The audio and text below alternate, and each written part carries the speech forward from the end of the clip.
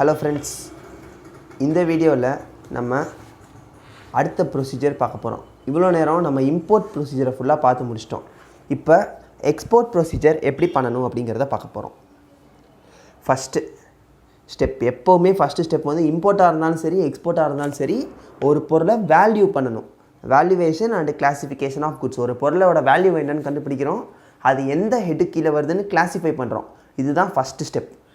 Next இதெல்லாம் இப்போ கீழே சொல்லப்படுற டாக்குமெண்ட்ஸ் ஃபுல்லாக வந்து கரெக்டாக இருக்காங்கிறத வெரிஃபை பண்ணுறோம். Export invoice, packing list, shipping bill, guarantee receipt, statutory declaration form, certification from relevant authority. இதுக்கெல்லாம் மீனிங் நமக்கு தெரியணும் அவசியம் கிடையாது, ஜஸ்ட் ப்ரொசீஜர் தெரிஞ்சால் போதும். ஸோ இதெல்லாம் கரெக்டாக இருக்கா அப்படிங்கிறத வந்து நம்ம நெக்ஸ்ட்டு பார்க்குறோம். இதை ஃபஸ்ட்டு வேல்யூ அண்ட் குவாலிஃபிகேஷன் பண்ணிவிட்டு இதெல்லாம் கரெக்டாக இருக்குன்னா அடுத்து செல்ஃப் ரிமூவல் நம்மளாகவே வந்து எடுத்துக்கலாம்.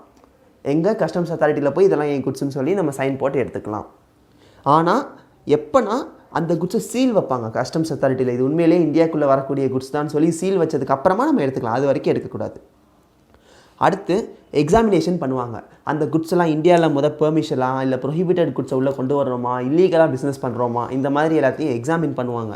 எக்ஸாமின் பண்ணிவிட்டு அதுக்கப்புறம் தான் கஸ்டம்ஸ் ஆஃபீஸர் வந்து எக்ஸ்போர்ட் ஆர்டர் பாஸ் பண்ணுவார். எக்ஸ்போர்ட் ஆர்டர்னால் இதை நீ வந்து எக்ஸ்போர்ட் பண்ணிக்கலாம் அப்படின்னு சொல்லி நமக்கு வந்து ஆர்டர் பாஸ் பண்ணுறாரு. இப்போ ஆர்டர் பாஸ் பண்ணியாச்சா, நெக்ஸ்ட்டு என்ன நடக்க போகுதுன்னா பில் ஆஃப் லேடிங் அப்படிங்கிற ஒன்று வந்து நம்ம சப்மிட் பண்ணணும். எதுக்காண்டி சப்மிட் பண்ணணும்? எக்ஸ்போர்ட் பண்ணுறோன்னு முடிவாயிருச்சு, வேறு நாட்டுக்கு தான் நம்ம எக்ஸ்போர்ட் பண்ண போகிறோம். யார் எக்ஸ்போர்ட் பண்ணுவா? அந்த கன்வேயன்ஸோட இன்சார்ஜ் இருப்பார்ல, அவர்கிட்ட வந்து நம்ம வந்து இந்த மாதிரி பில் ஆஃப் லேடிங் சப்மிட் பண்ணணும். இந்த மாதிரி இத்தனை குட்ஸை நான் கொண்டு போகிறேன், இந்த நாட்டுக்கு கொண்டு போகிறேன், இத்தனை பேர் அதை எடுத்துகிட்டு போகிறோம், அதோட வேல்யூ இவ்வளோ, இந்த மாதிரி நிறைய எல்லாத்தையும் செக் பண்ணி அதை வந்து சப்மிட் பண்ணுவார் கஸ்டம்ஸ் ஆஃபீஸர்கிட்ட.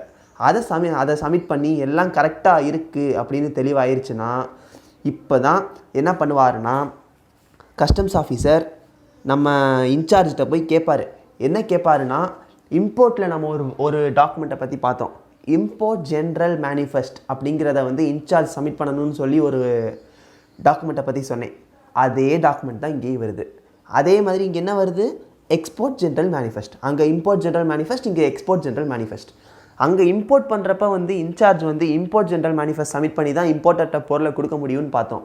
அதே மாதிரி எக்ஸ்போர்ட் பண்ணுறப்ப வந்து அந்த இன்சார்ஜ் வந்து எக்ஸ்போர்ட் ஜென்ரல் மேனிஃபெஸ்ட் சப்மிட் பண்ணதுக்கு அப்புறமா தான் export order customs officer pass பண்ணுவார். இதுதான் எக்ஸ்போர்ட் ப்ரொசீஜர். ஏதாச்சும் டவுட்ஸ்னால் கமெண்ட்ஸில் கேளுங்க. நெக்ஸ்ட் வீடியோவில் நம்ம இந்த எக்ஸ்போர்ட் பண்ணுறதுனால நமக்கு என்னென்ன பெனிஃபிட்ஸு, எக்ஸ்ட்ரா பெனிஃபிட்ஸ் என்ன, டியூட்டி ட்ராபேக்னு ஒன்று இருக்குது, அப்புறம் ஜீரோ ரேட்டட் சப்ளைன்னு சொல்லி ஜிஎஸ்டியில் பார்த்தோம். இதெல்லாம் பற்றி பார்க்கலாம். தேங்க்யூ.